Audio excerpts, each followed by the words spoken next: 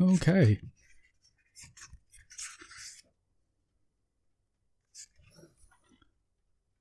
Chapter 8. It's tough moving through the fleshy tunnel in the overalls towards Stacy's vagina. I don't see the light ahead, so I move blindly through the meat. It gets moist, but I'm still not able to slide through. About 20 feet in, I start to hear Stacy's screams ahead of me. Her voice vibrates all around my body. I keep pushing. The tunnel bends down. I can feel gravity pulling me forward. When I get to the opening, Stacy is nearly shrieking. I stick my finger out first and hit a denim wall. She's wearing her pants. I stretch my head forward until my mouth is sticking out of her vagina into her pants. She's not wearing any underwear. The zipper is cold against my lips. She screams and slaps at me through her pants. I don't recognize her screams. Maybe it's not Stacy. Maybe I've somehow come out of somebody else's vagina. "Stacy!" I cry through her jeans, trying to suck air in through the fabric. "Wait," she says. "Don't come out." "What's going on?" I say. "Don't come out," she says. Then I realize she's in the middle of driving a car. I can hear the traffic. I can feel the vibration of the engine. "Pull over and let me out," I tell her. "No," she says. "We're almost home." I can hear her breathing heavily. Her muscles are squeezed around my body like she's doing Kegel exercises. The air in her crotch is thick with her vaginal musk. Strange how much stronger the smell is on the outside than on the inside. I close my eyes and try to relax.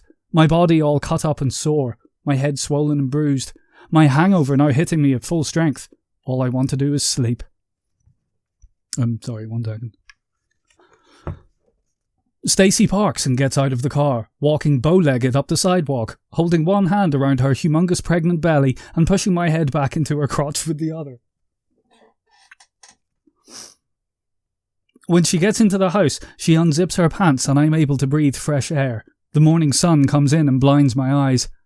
"Are you okay in there?" she asks.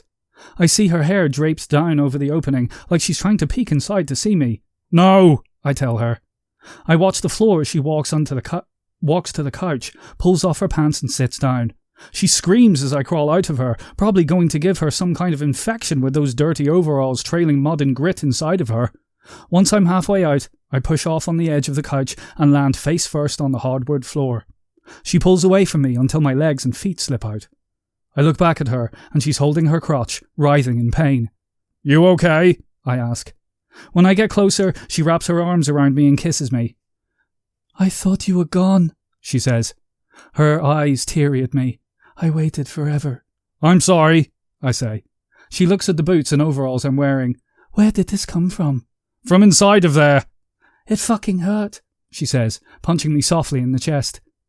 After getting out of the grubby overalls and showering off Stacy's dry juices from my entire body, we sit at the dining room table drinking coffee, and I tell her everything that happened to me. Her eyes go wild as I speak.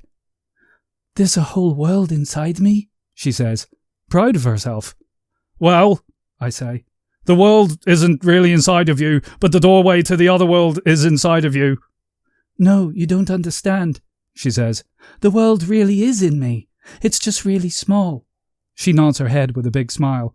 "Why do you say that?" I ask. "When you went inside of me, I could feel you in there. I could see you through my skin." "And?" "And you were getting smaller," she says. "The deeper in you went, the smaller you became. I saw your head moving against the inside of my belly. At first it was regular sized, but as you moved deeper in, it shrunk to the size of a Barbie doll head. Then it was so small I couldn't see it anymore. But I could feel you in me. I could feel you getting smaller and smaller inside of me, the farther in you went, until I couldn't feel you anymore. I think by that time you were microscopic." "Maybe," I say. "The whole world must be some kind of tumour, the size of a pea," she says, "hiding somewhere in my womb." "So I really was just inside of you this whole time?" "Uh-huh," she says, smiling.